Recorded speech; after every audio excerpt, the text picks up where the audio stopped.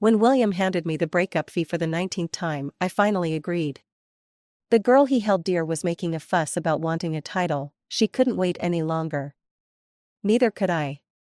I was pregnant, and the child wasn't his. After signing the agreement, I quickly took a photo and sent it to William. It's signed. Should I have the assistant come pick it up? 20 minutes passed, quietly. William's chat box was as silent as a grave. I was considering whether to call for a local courier when I saw William breathlessly standing at the door. He actually came himself. Of course. His little lover had been causing a stir in the city for half a year, demanding a title. It seemed he was really anxious. Go ahead, what trick are you planning this time? The things you should get, I won't shortchange you. His tone was cold, tinged with impatience. 3 years ago, William had given me a wedding. Since then, I had become his nominal Mrs. William. I had stood by him as he went from rags to riches. But for the past 6 months, he had been figuring out how to get rid of me. All just to make space for his little lover. The property division agreement had already gone through 19 revisions. I had never been satisfied before. This time, I signed without fuss, yet he seemed to grow suspicious. I chuckled lightly and handed him the agreement. He opened it cautiously, and when he saw my signature, his expression darkened. Scarlett, you really agreed? I looked at him strangely. He used to say he hated when I acted irrationally and got jealous for no reason. Now, I was being compliant and ready to walk away with money, yet he seemed even less happy? Surely, he didn't expect me to beg him to stay with tears? I smiled and said, "Isn't this good? You can marry Ava openly, and I can plan my life anew." This agreement included everything: houses, cars, company shares. He had put a lot on the line. I was open to it all. After all, it was me who had walked with him through these nameless years. Who would willingly let their past labor benefit someone else? Now, it was settled. With what I had earned over the years, plus what he was giving me. Even if I started traveling the world tomorrow, I'd have enough to live comfortably for the rest of my life. Love might be gone, but thankfully, I still had plenty of money. William listened to me, his gaze complicated, hesitant to speak. Just then, a soft, sweet voice interrupted us. "Scarlett, thank you for letting us be together." Ava, the little canary that William cherished. She was like a golden phoenix that flew out from a mountain village. With an ordinary college degree. Getting into William's competitive company was no easy feat, yet within just 3 months, she became his executive assistant. She really worked hard to win William over. William said she was pure and kind, always afraid I would bully her. But what kind of innocent and kind person would sleep with a married man and send photos to his wife? I used to be unable to let it go. I cried and caused a scene. In a fit of rage, I even exposed them online. The next day, however, there was no trace left. William's methods were always swift and ruthless. Ironically, one day, he would use those same methods against me. After all this, I was already tired. I watched the two of them with a half-smile, not wanting to say another word. "Now that you've got the agreement, are you not leaving?" I issued an eviction notice. This villa was in my name. Since William started seeing his mistress frequently, he hardly returned here. The longer they stayed, the more I wanted to sanitize the whole place. William's face darkened. "Scarlett, playing hard to get won't work on me. If you dared to sign, don't regret it." With that, he grabbed Ava and headed out. "Wait." I called after William. He turned to look at me, wearing a knowing expression. He probably thought I couldn't bear to let him go. But I just wanted to remind him. "Don't forget to transfer the money soon, and make sure to transfer the real estate to me quickly." His expression blanked for a moment, then he grit his teeth. "You're quite anxious, aren't you?" How could I not be anxious? I was pregnant, and the child wasn't his. If I didn't part ways with him now, it wouldn't end well. I had scheduled a prenatal checkup. But I didn't expect to run into William and Ava at the hospital. He was carefully holding her hand. Ava was chattering away, and he listened patiently, his eyes warm and loving. They were so intimate that it seemed no third person could intrude. Memories flooded back. Long ago, he had treasured me like this too. It felt like a lifetime ago. The last time he looked at me like that was when I had a miscarriage. At that time, I was 4 months pregnant. He had already taken his first mistress. She was a fearless girl who came looking for me, demanding I make room for her. I cursed her for being shameless, and she said the unloved were the true third parties. Perhaps my pride had been deeply wounded. She pushed me hard, and I fell down the stairs. That child was lost just like that. I was covered in blood and rushed into the operating room. When I woke up, the first person I saw was William, his face filled with guilt. He held my hand tightly, crying. "I'm sorry, Scarlett. I'm such a jerk. Go ahead and hit me, I'm so sorry." I slapped him hard, and he didn't flinch, just took it. When I finally got tired of hitting him, he hesitantly said, "Just this once, Scarlett, give me a chance to make it up to you, okay? We'll have more children." He sent that girl away. He became the caring lover again. But sadly, that only lasted a brief 6 months. After 6 months, he was with another new girl. Later, those girls changed one after another. I hadn't even memorized one young, tender face before another one showed up. Ava was the one who had stayed by his side the longest. Running into them at the obstetrics department was indeed awkward. I turned to leave. But then Ava's voice stopped me. "Scarlett, what a coincidence." She hung on to William like a big accessory. Her face was flushed, looking a bit shy. "I'm pregnant and here to see the doctor." I watched her performance with an expressionless face. When William saw the registration slip in my hand, his brow furrowed. "What are you here for?" I smiled coldly. "Mr. William, in front of your new girlfriend, it's best not to be too curious about your ex-wife's privacy." He seemed a bit annoyed, actually pushing Ava aside and gripping my wrist. "Scarlett, I'm your man. You suddenly showing up in the obstetrics department gives me the right to ask." I stared at him, my tone inevitably laced with mockery. "My man? Mr. William, are you sure about that? Although we had a wedding ceremony. I've always been unmarried in the marriage registration system." William paused, as if suddenly remembering something, and his expression darkened further. That's right, that wedding had been so romantic and grand. To outsiders, I was his one and only Mrs. William. Especially these years, our business and shared distributions were deeply intertwined. But who knew?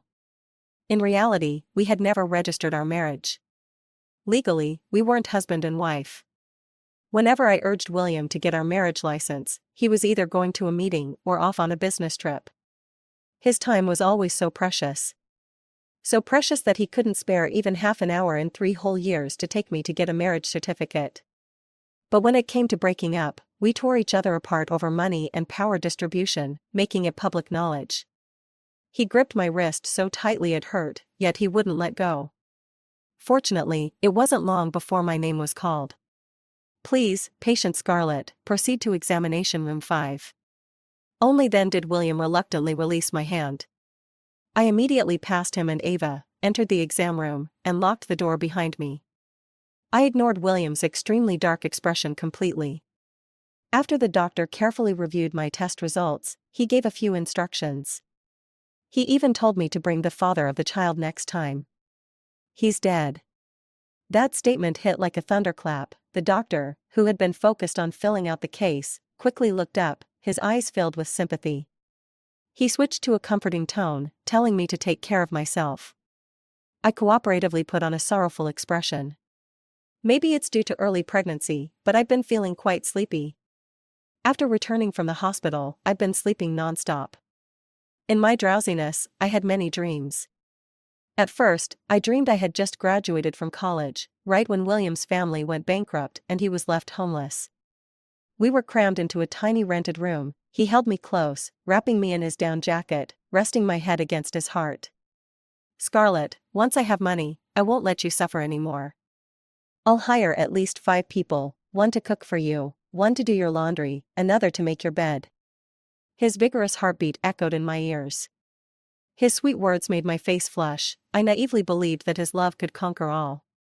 Later, he truly made a comeback and achieved great success. But more people started to surround him. Those people came and went, like the love that William couldn't hold on to. Toward the end of the dream, I was amidst the wreckage, stepping on broken shards of porcelain, bleeding from my feet, and crying in despair. He watched me lose control, unfazed, and said, "Scarlett, you look really terrible." In that moment, I looked at him. The person I once loved deeply in my youth seemed to have suddenly rotted away. When I woke up, it was already dark outside. I groggily prepared to get up when a sudden voice startled me. I heard, "You're pregnant with my child, yet you're spreading rumors everywhere that I'm dead." I jolted and turned to the sound. There, in front of the floor-to-ceiling window, stood a man, bathed in moonlight, his dark suit shimmering silver. The room was unlit, and he was hidden in the shadows, making it hard to notice him if he didn't speak. "James, are you trying to scare someone? You're going too far." James laughed at my words. He walked to the bed and pulled me into his arms. His warm body heat seeped through my thin nightgown, and his hand gently rubbed my lower back. When he spoke again, his tone was filled with helplessness. "Who's being excessive here, Scarlett? First, you slept with me and then ran off. Now you want to take my child and leave?" James guessed correctly. My plan was to take the child and settle in a small town, far away from William and James. After all, our beginning wasn't glorious. It was 3 months ago, on my birthday. William suggested we celebrate my birthday one last time before parting ways, to end things amicably. He had booked a restaurant early on, a windowside table with a view of the night skyline. He came to pick me up, as if nothing had changed between us. He brought out a cake, lit the candles, and said, "Make a wish." At his urging, I closed my eyes, feeling conflicted, and silently wished, "My wish is." It only took about 10 seconds. When I opened my eyes, I stared blankly at the empty spot across from me. William was gone. I waited for a while, but he didn't come back. Eventually, the waiter informed me, "Mr. William just received a call and left. He instructed that you should finish your meal and leave. He's covered all expenses today." I watched as the candles on the cake burned out, the cream slowly collapsing. The words "Happy Birthday" turned into ugly red blotches. Finally, I laughed mockingly. After leaving the restaurant, I took a taxi to the harbor. When I was poor and couldn't afford to travel elsewhere, William loved to take me for walks at the harbor. He always said, if we couldn't see new sights, it was nice to feel the sea breeze. But the sea was still the same. The people had changed long ago. I wandered aimlessly for a long time until I suddenly heard someone exclaim, "Oh my gosh, this is so romantic." I followed their gaze to the night sky over the sea, a dark canvas dotted with countless blinking drone lights, forming romantic cursive, "Ava, I love you." A few seconds later, the night sky burst into countless blossoms. Brilliant, beautiful. I almost self-harmed by opening my social media. Sure enough, I saw Ava's bragging post, "True love means that no matter the time, as long as I say I miss him, he can give me a confession." The accompanying photo was of the drone confession. When a person's heart dies to the extreme, they might become indistinguishable from a madman. I bought a lot of alcohol to drink.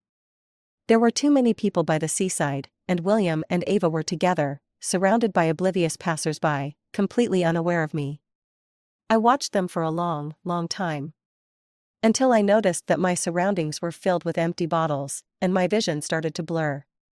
Realizing it was unwise to continue drinking, I finally got up and staggered away. After finally escaping the noisy harbor, I walked along the road but bumped into someone. "Be careful." He held my hand to steady me. As I straightened up, I finally saw the person, James, the heir to a fortune. Over the years, I had some dealings with him due to business investments. I could say that 2/3 of my fortune was earned thanks to his family's group. He was the complete opposite of William, with hardly any women around him. People in the circle joked about whether he was gay. He never denied it. "Scarlett?" He steadied me, frowning. "Why have you drunk so much?" He smelled good, very clean, unlike William, who always carried Ava's perfume scent. "James, they say you like men. Is that true?" I blurted out, feeling a bit confused. My tongue felt a bit numb, probably from the alcohol. James was taken aback for a moment, then sighed helplessly, carefully helping me into his car. Maybe it was because he looked appealing to me. Or perhaps the alcohol dulled my rationality. Or maybe, I just wanted to get back at William in a roundabout way. I quietly leaned closer to James and kissed his cheek. He turned, surprised, looking at me. In that moment, his pupils flickered. His fair skin turned a faint pink. The next second, I boldly climbed onto him. "James, do you want to try something with me?" Getting too close, my lips brushed against his earlobe. It felt soft. I decided to kiss him. His earlobe slightly heated up. A voice came from above, a bit hoarse, "Scarlett, wake up." I smiled, "I'm awake." I know you men like young and beautiful women, a simple "I'm tired of you" can dismiss them. The desire inside me surged, and I instinctively wanted to lean toward a cooler spot. His brows furrowed, his expression unreadable.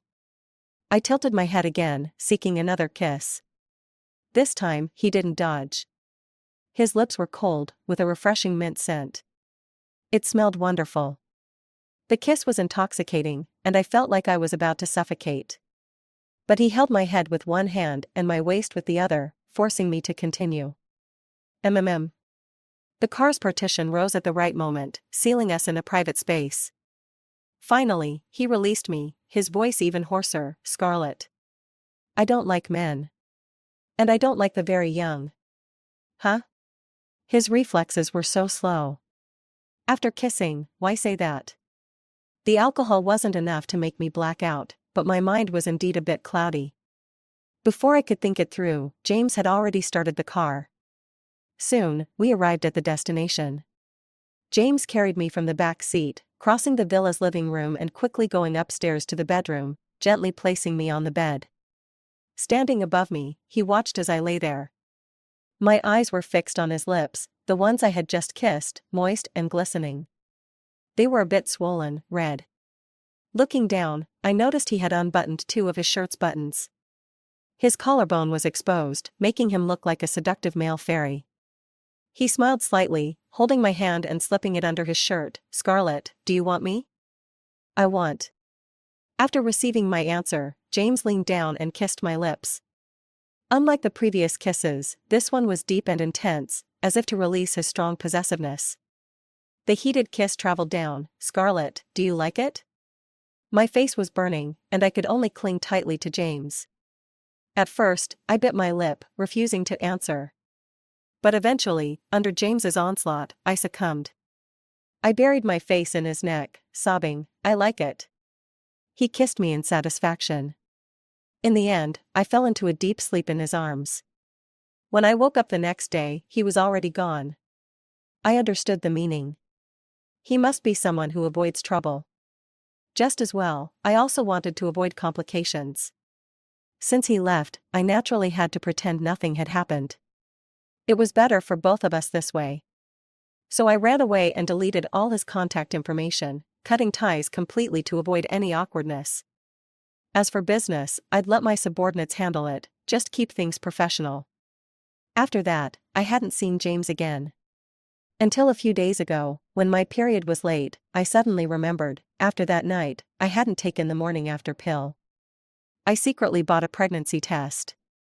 I took it 5 times, and each time, it showed 2 lines. I was completely confused. After my last miscarriage, the doctor had said it would be difficult for me to get pregnant again. Where was the difficulty in that? How did James manage to hit the jackpot on the first try? I was lost. Logically, James had the right to know. But thinking back to his attitude that day, I wasn't sure how he'd react. Just in case, I decided not to say anything and planned to break up with William quickly, figuring out a good future for myself and the baby. Unfortunately, before I could arrange everything, James came looking for me. "Scarlett, why did you block me?" His lips were close to my ear, his voice cold, but his warm breath spilled over me. "You didn't regret it after sleeping with me, did you?" His attitude caught me off guard. I didn't expect him to care so much about me blocking him. To avoid further misunderstandings, I decided to clarify, "James, we're both adults." That night, I started things, so I accepted the consequences. You can check with the hospital, you should know. I'm definitely keeping the baby. I have money and can handle everything myself, so I won't bother you. If you're really worried, we can sign a confidentiality agreement. James, who had been kissing my earlobe, suddenly froze, his voice dropping even lower. You're going to handle it alone? What if the baby asks about his dad? What if he wants to see a photo of his dad? I had thought this through. I'll tell the baby his dad died. The photo can be AI generated, and for the cause of death, let's just say it was an accident. If you're not happy with that, you can come up with a more respectable story for yourself. Of course, if you want to see the kid later, that's fine. He can just call you uncle. James first frowned, but then, surprisingly, he laughed in disbelief. Call me uncle? Scarlett, what do you think I am? I was taken aback, unsure of his meaning. I thought I'd provided a backup plan, and he still wasn't satisfied? James, I just didn't want to trouble you too much. After all, you left so decisively that day. As I spoke, I watched James's expression, considering other possibilities. Was it possible he knew I was pregnant and changed his mind, wanting to fight me for custody? James took a few deep breaths before speaking again, sounding resigned. I don't see you as a trouble. I was slightly stunned, a ridiculous thought creeping into my mind. James looked deeply into my eyes and explained seriously, that day, there was a problem with a project at my branch, and I had to deal with it personally. I left you a note asking you to wait for me. So, you didn't see anything. A note?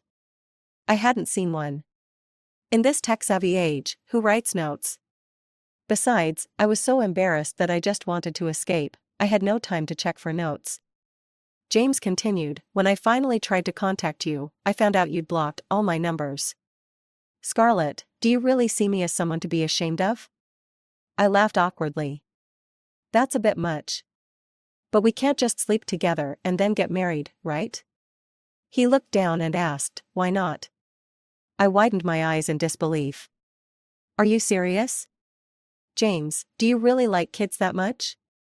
James's gaze was intense as he looked at me for a long time, his voice deep. You can say, I'm just doing it for the sake of the kid. Of course, I didn't agree to James's suggestion. That was ridiculous. After all those years with William, going from being in love to barely standing each other, we couldn't even end things well. I didn't want to leap into another situation without thinking. James didn't push me, just stared as I added his contact info back.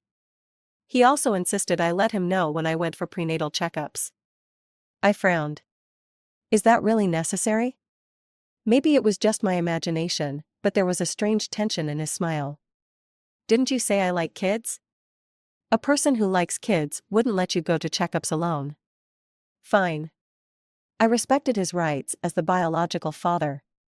Besides, he was still my business partner. I had to give him some face. From then on, James started to care about my food and clothing and even bought baby supplies. Once, while on a business trip abroad, he personally ordered a custom-made crib. The crib was stuffed with all kinds of diapers, baby formula, and lotion. He seemed genuinely excited about the baby's arrival. Slowly, I got used to it. Until half a month later at the auction. When James and I entered together, we ran into William. Ava was holding William's arm, her eyes gleaming with pride. It had been a while since we last met. When William saw me standing next to James, he seemed momentarily taken aback. He opened his mouth as if to say something, but Ava didn't give him the chance. Darling, I'm a bit tired. Let's sit over there, okay? She turned back to me with a mocking smile, before leaving. I ignored her. After all, being pregnant meant I had to avoid any sources of annoyance. The auction items were rather ordinary, and I was losing interest until I spotted a necklace. It was beautiful, something I had wanted for years but never managed to buy. The starting bid was 800,000. I raised my paddle first. Ava was quick to follow. 1 million. 1,000,005. In the end, it was William who raised his paddle. 3 million. He knew I had wanted that necklace for a long time, but still chose to bid against me, deliberately giving it to Ava. I glanced their way and caught Ava's smug expression. I knew she didn't genuinely like it, she just didn't want to see me happy. 3 million, first time. 3 million, second time. I didn't raise my paddle again. James squeezed my hand, wanting to raise the bid. 500. Before he could finish, I quickly pressed down on his hand. 5 what? Are you crazy? He looked a bit innocent. 5 million isn't too much. Didn't you say you liked it? I scoffed. How is that not too much? You just haven't experienced being broke. Only someone who had truly been poor would understand that 5 million is a lot. When someone hits rock bottom, they might fight over 500, let alone 5 million. But I figured James wouldn't understand that.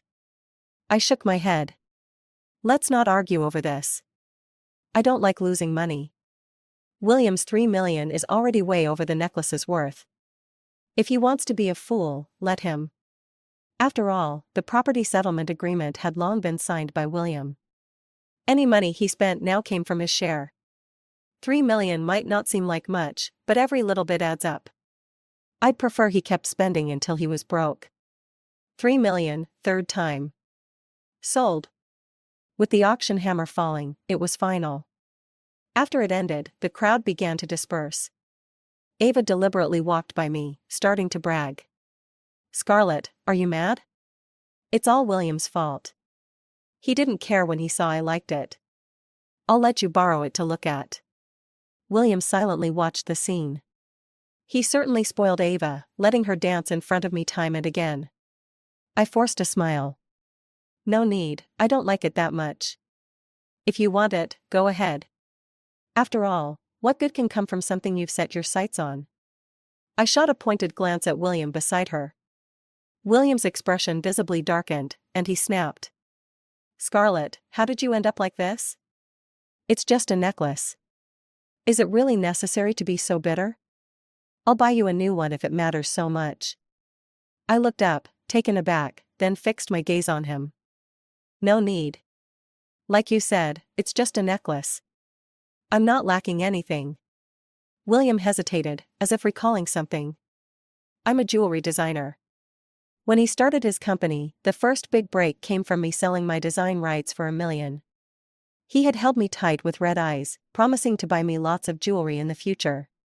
But in the end, he only gave me an ordinary ring. I was his girlfriend for 4 years, and his wife for 3. With a tiny diamond, he took away my most precious 7 years. Promises are only sincere when spoken. And sincerity can change in an instant. In the end, love is all about conscience. Now, he has his company, and I have my career. My jewelry design brand is already globally recognized. I can buy whatever I like. I no longer need him. William seemed to recall the past, looking a bit lost. When he looked at me again, there was a hint of guilt and nostalgia in his eyes. Just then, James's tall figure suddenly stepped in, completely blocking William's gaze. His voice was lazy, but dripping with sarcasm. Mr. William, long time no see. Changed your taste to green tea? He casually glanced at Ava when he mentioned green tea. Ava barely held back her anger, her face almost contorting with frustration. I was done watching. James, let's go. Calling his name in front of everyone seemed to please him, and he smiled. Okay. I thought that would be the end of it, but William suddenly had a change of heart. I usually keep my phone on silent when I sleep. That day, I woke up to see over 30 missed calls and 99 plus WeChat messages. All from William. Scarlett, we need to talk. I'll come find you. Is anyone home? Where are you? Last time you went to the gynecologist, what were you checking? Are you pregnant? If you are, I can promise not to separate. If you don't reply, I'll wait for you at the door. Scarlett, why weren't you home all night? Why did you even fire the maid? Because I had already moved out. That house held too many of his traces, and I couldn't stand it, so I sold it. When James found out, as the father of my child, he kindly offered me a villa on an island, complete with a private doctor and nurse. The island is beautiful, with a lovely climate, perfect for pregnancy. I didn't refuse. Who would? James wanted to enjoy his fatherly rights, so he had to give a little in return. It's called an equivalent exchange. James and I had gradually developed this understanding. As for William, according to the agreement, there are still many assets he hasn't transferred to me. There's no way he could back out now. I called him back immediately. William's voice came through the receiver, weary and a bit raspy. Scarlett, I asked the previous maids, and they noticed you were taking medication for maintaining the pregnancy. If it's true, we can hold off on separating. I suddenly lost patience. When someone's luck runs out, even taking medicine can attract unwanted attention. But I understood the truth wouldn't stay hidden, so I was mentally prepared. Before William could finish, I interrupted him coolly. I am pregnant. But who says the baby is yours? There was a long silence on the other end. I could almost hear William's rapid breathing. After a long moment, he coldly countered. Scarlett, what do you mean? When William finally traced me down, I was playing with my dog, Egg Yolk. James had adopted it for me, worried I might get bored. It's gentle and friendly. It loves to lie by my feet in the sun. William was taken aback when he saw me. You really are here. If I remember correctly, this property should be in James's family name. He stared at my belly as if trying to burn a hole through it. When did this happen? I tilted my head and smiled, telling him. Remember my birthday? The night you left halfway through to confess to Ava with a drone. William's eyes widened in disbelief. Finally, he trembled and said. Scarlett, we haven't separated, and you've already cheated on me? In his eyes, it seemed like I was the one at fault, the true betrayer, deserving scorn. I couldn't help but laugh sarcastically, retorting. Have you thought about me all those years when your lovers changed like seasons? When you were with Ava, getting her pregnant, did you ever think of me?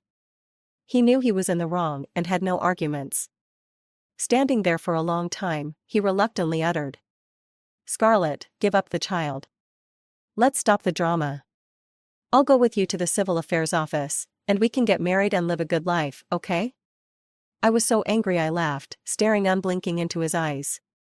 Give up? Do you really think that's possible?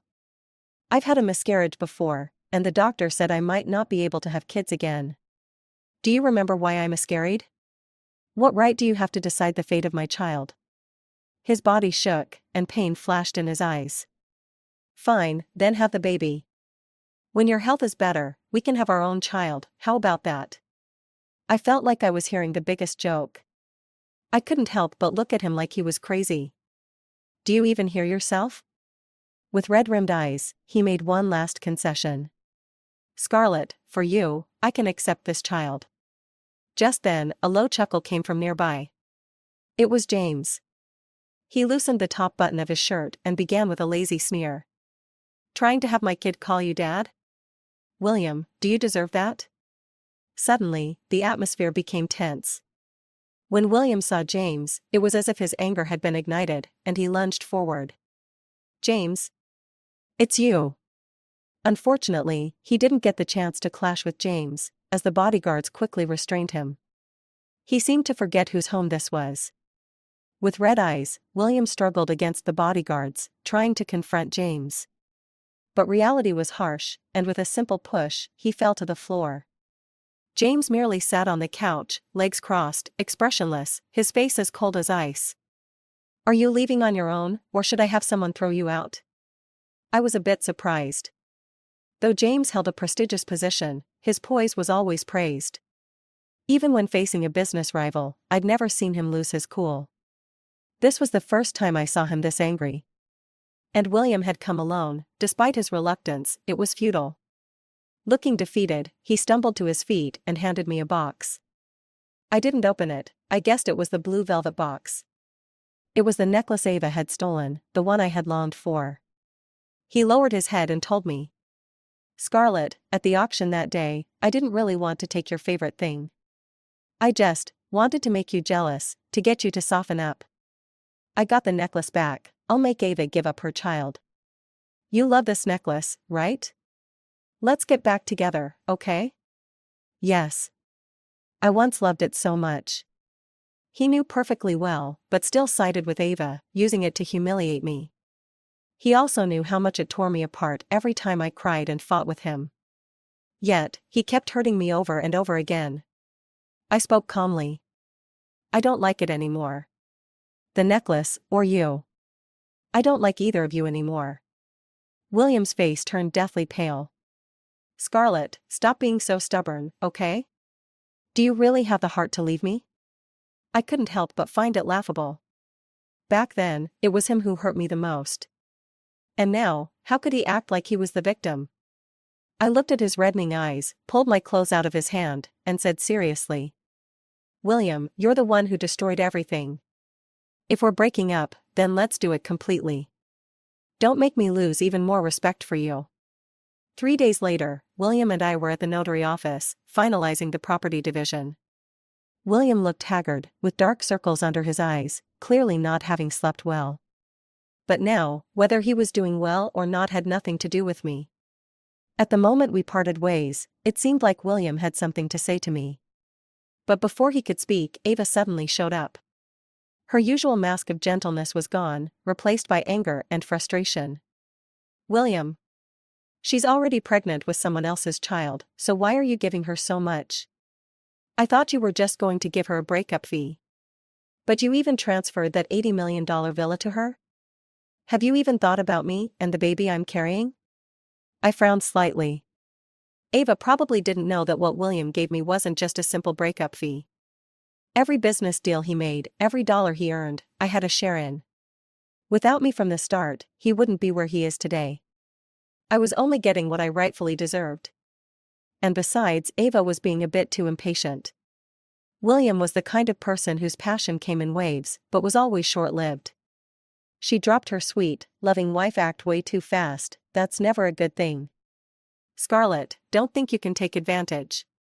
Ava screamed at me like a madwoman and charged at me recklessly. Enough. William shouted angrily, stopping her in her tracks. Are you done embarrassing yourself? Ava froze at his shout, her eyes instantly filling with tears. She threw her designer bag at William in a fit of rage. Embarrassing? How could you yell at me? You've already broken up with her, but you still want to protect her? More and more people gathered around to watch. William's expression grew more irritated, and finally, he exploded. Even if I don't marry Scarlett, I would never marry you. Ava was stunned. A second later, realizing what he had said, her face filled with panic as she rushed to grab his hand. But William, looking completely indifferent, forcefully pushed her away. Stay away from me. That's when the accident happened. Ava had always loved dressing up, and even after getting pregnant, she didn't change her ways, still strutting around in her elegant leather high heels. She liked using them to flaunt William's affection for her. But with that push from William, she lost her balance, stumbling and rolling down the steps several times. She fell to the ground, her face pale as she clutched her stomach, crying out in pain. My baby. William, my stomach hurts so much. William's face also went pale as panic set in. About 4 or 5 seconds later, blood began to trickle down between Ava's legs. I felt a pang in my chest. Back then, my child with William was lost in the same way. Was it fate? For someone so fickle and unfaithful, it seemed even blood ties could be shallow. Or perhaps, even in the womb, a baby can sense when its father doesn't love it. And so, it left, heartbroken. This world may be wonderful. But it just didn't want to come back. Because of Ava's outburst, word about James and me eventually reached his family. The next day, James's grandfather ordered him to return to the family home. He specifically mentioned wanting to see me, too. In the car, I couldn't help but feel a bit nervous. James reassured me that his grandfather was easy to get along with. I believed him. But the moment we walked through the door, his grandfather's brows furrowed and stayed that way. Though already in his 80s and needing a cane to walk, the old man had a commanding presence. He narrowed his eyes and said in an uncompromising tone, Kneel. His voice echoed throughout the hall. James didn't hesitate. He took off his suit jacket and knelt straight down.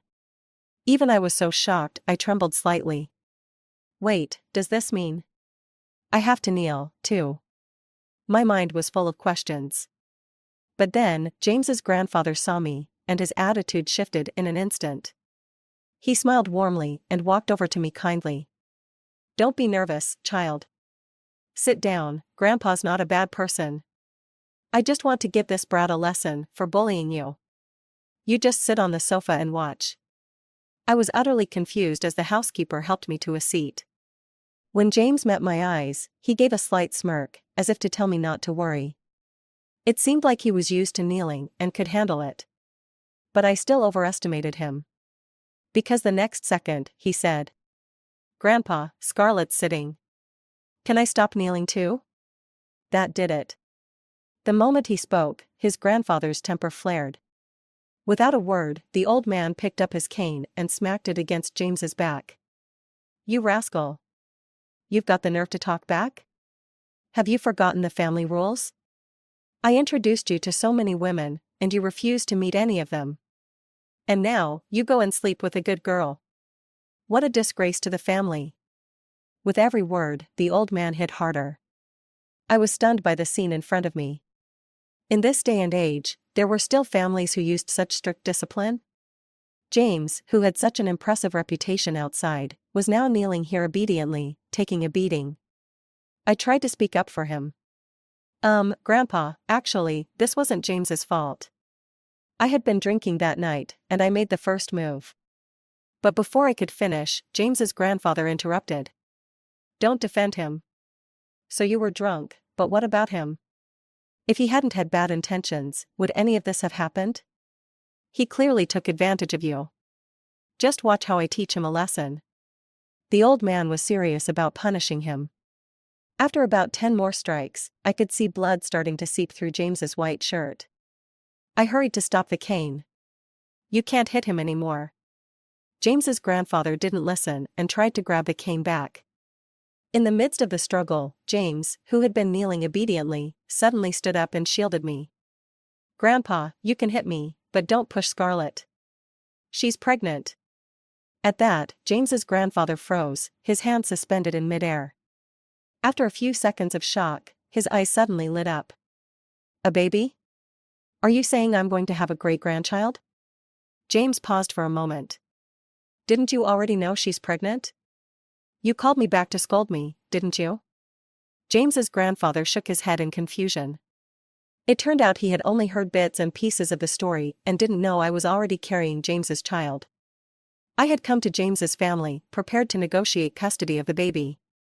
But after hearing the whole story, James's grandfather asked me when we were going to have the wedding. Grandpa, you're changing the topic too quickly, aren't you? I had to explain. Sorry, I'm not planning on getting married anytime soon. At that, James's grandfather went quiet, then glared at James with disappointment. What are you doing? How have you not won her over yet? He didn't even try to hide his words from me. I turned away awkwardly. Then I heard James's amused voice. I guess I'm just not very smart. But I'm working on it. I'll try harder. That night, James's grandfather arranged for us to stay at the family home. He even made a point of saying there weren't enough rooms and put James and me together in one. His intentions couldn't have been more obvious. The bedroom had a sleek, monochrome design, clearly James's personal room.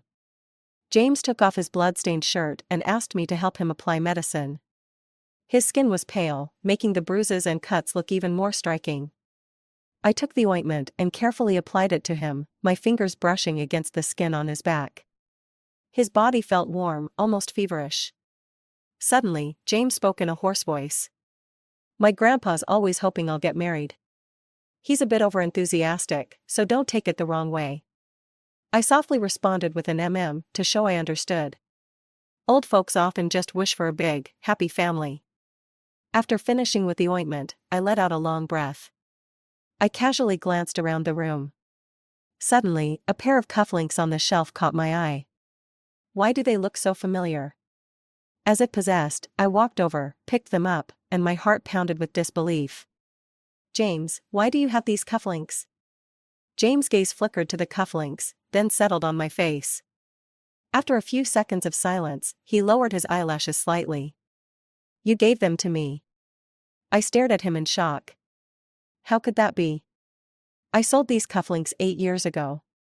James took the cufflinks from me and let out a deep breath, as if he was mentally preparing himself to explain.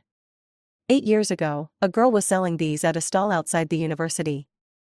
These cufflinks have 6 blue and white diamonds, intricately detailed, almost on par with luxury brands. But she sold them to me for only 800 yuan. She said she designed them herself, so they weren't worth much. She sold them because she wanted to buy her boyfriend a new phone. Halfway through, James looked up and gave a self-deprecating laugh. At the time, I thought she was pretty, but also a little silly. I often passed by that street, and I would see her selling things at her stall. If she hadn't had a boyfriend, I definitely would have tried to pursue her. Later, she graduated, and I went abroad. I thought we'd never cross paths again. But then, a few years later, her designs started showing up at global jewelry auctions. And later still, she came to me, leading her own jewelry brand. As I watched her approach me step by step, the feelings I'd buried reignited. For years, I kept telling myself she was taken, and I shouldn't disturb her. But then one night, she suddenly stumbled into my arms. Dusk had fallen. In the dimly lit room, the yellowish glow from the lamp softly illuminated us. A light breeze blew through the old house's window screens, carrying with it a gentle coolness. James' voice grew quieter. That night, you kissed me first. Scarlett, after that, how could I ever let you go again? I stood there, stunned by everything I had just heard. And James was already holding my face, kissing me deeply. Later, I gave birth to a beautiful, rosy-cheeked daughter. James was always by my side, but I hadn't accepted his proposal yet. There was no particular reason. I just didn't want to feel trapped by another relationship. Only those who've been caged know how precious freedom is. Besides, love and marriage are two very different things. I wasn't ready to dive in again so easily. Our daughter took my last name, and we named her Adora. I watched Adora grow from babbling her first words to starting school. Before I knew it, 7 years had passed. When people talked about James, they'd say he'd gone from a young, handsome CEO to a golden bachelor. James would always clarify, time and time again. I'm not gay, and I'm not single. I have a girlfriend. I also have a daughter. My daughter's beautiful. James' grandpa was still in good health and often grumbled, half-jokingly. Sure, you have a girlfriend, and you have a daughter. But you don't have a wife. Your daughter calls you uncle. Of course, Adora knew from a young age that James was her real dad. But she was very attached to me. Every time James came over, he'd insist on sleeping next to me, clinging to me even more than our daughter did. So Adora would be sent off to her grandma. To tease him, she'd purposely call him uncle. After being called uncle by his own daughter, James would come to me at night, looking pitiful. He'd hold me and kiss me repeatedly, his tone full of grievance. Scarlett, you heartless woman. When will you finally give me a proper title? He held my waist as I lazily poked his abs. We'll see how you perform tonight. And see what mood I'm in tomorrow. James grumbled that I was just making empty promises. In the next second, he buried his head down, kissing me even more fiercely. Later, I heard from a friend that William was dead. After losing her child, Ava wouldn't let go of William and kept clinging to him. She threatened him, demanding he marry her and take care of her for the rest of her life. But William was long tired of her, and refused to give in. He even tried to fire her from the company. Ava, desperate, used her position to leak company secrets to a rival and uncovered several financial issues. William was overwhelmed, losing several big deals before the company eventually went bankrupt. He hated Ava, and during one heated argument, he accidentally pushed her down the stairs. Perhaps feeling hopeless and in despair, William followed and jumped after her. When I heard the story, I simply responded, I see, without a trace of emotion in my heart. After all these years, hearing the name William felt like something from a past life. My friend sighed. You two were so good together back in school. I remember William bringing you lunch every day, helping you with your studies. He couldn't go a day without you. All the girls in the dorm knew how much he loved you. How did such a good guy end up like this? I listened quietly, as if hearing about a stranger. Mom, come play. Not far away, my daughter was waving at me. James was playing fetch with our daughter and the dog. I quickly hung up the phone and took the frisbee from my daughter, throwing it into the distance. The dog ran freely, and my daughter laughed happily. James glanced over at me. In that moment, his gaze was warm and tender. Life was peaceful. End of main story. William's perspective. After the breakup, William secretly went to see Scarlett 3 times. The first time was at the hospital. At the time, Ava was constantly pestering him, and years of smoking and drinking had wrecked his health. When his stomach disease flared up, he ended up in the hospital. In unbearable pain, William couldn't help but think of Scarlett. When they were together, even if he winced after a night of drinking, Scarlett would worry about him. If he got sick, Scarlett would be even more heartbroken. He always thought Scarlett loved him so much that she'd never leave him. But now, as he lay there suffering from stomach bleeding, even hearing her voice was a luxury. Scarlett had deleted his number long ago. Thankfully, he still had their old chat history. He obsessively listened to the voice messages she'd sent him in the past. "Babe, come pick me up after work. By the way, we should plan a trip to Iceland this year, to see the northern lights. William, Mr. William, happy birthday. No working overtime tonight, and no complaining about my ugly cake." Her voice felt so close, playful, sweet, and sometimes even angry. He ignored the later arguments, the fights where she tearfully asked if he still loved her. It was only after losing her that he realized he hadn't grown tired of Scarlett. She had become a part of him, like oxygen, seemingly unnoticed, but impossible to live without. Later, by chance, William saw Scarlett again at the same hospital, in the maternity ward. She was there for a prenatal checkup, with James by her side, dressed in a suit, tending to her every need. At that moment, William had to summon all his strength to resist the urge to run up to her and beg for forgiveness. Instead, he fled. The second time he saw Scarlett was 3 years later. His company was in trouble, and he was desperately seeking funding. Passing by Times Square, he saw her jewelry ad on a massive screen. She had become a renowned designer, with both business acumen and artistic vision. While his career had stagnated, she had left him far behind. William spotted her in person, standing beneath the giant screen in a vibrant red dress, likely attending some event, posing for pictures with reporters. She looked stunning. And he, disheveled and worn out, could never catch up to her. Tears welled up in William's eyes. The third time he saw Scarlett was at an amusement park. The sunlight was perfect that day. James was holding his daughter's hand in one hand, and shading Scarlett with an umbrella in the other. The 3 of them were dressed in adorable matching outfits. The little girl laughed heartily, at first calling James uncle. As she kept calling him, for some reason, she suddenly changed her tone and called him daddy. James seemed stunned, repeatedly asking the girl for confirmation. "Adora, what did you call me? Can you call me a few more times? Quickly." The little girl felt a bit shy, but under Scarlett's encouragement, she finally happily hugged James. "I called you daddy. Daddy, daddy, daddy. What, don't you want to be my daddy? You'd rather stay, Uncle James?" James, for some reason, looked like he was about to cry from happiness. Meanwhile, William stood far off in a discreet corner, watching the scene with jealousy. By then, his company had long gone bankrupt. Ava was like a cancer, torturing him to the point where life felt worse than death. He was so jealous, that James had won Scarlett. He regretted it even more.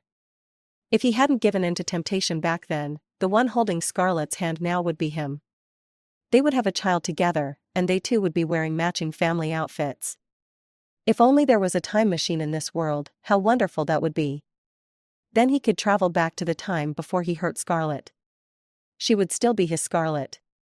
But unfortunately, all of this was nothing but a delusion. Ava came to pester him again. This time, in the middle of an argument, Ava threw his old phone out from the 10th floor. The phone shattered into pieces. William completely lost his mind. That phone had the voice messages Scarlett had sent him in the past. For all these years, he couldn't bring himself to delete them. Every sleepless, unbearable night, he relied on those voices, like a drug that poisoned him slowly. But Ava destroyed it.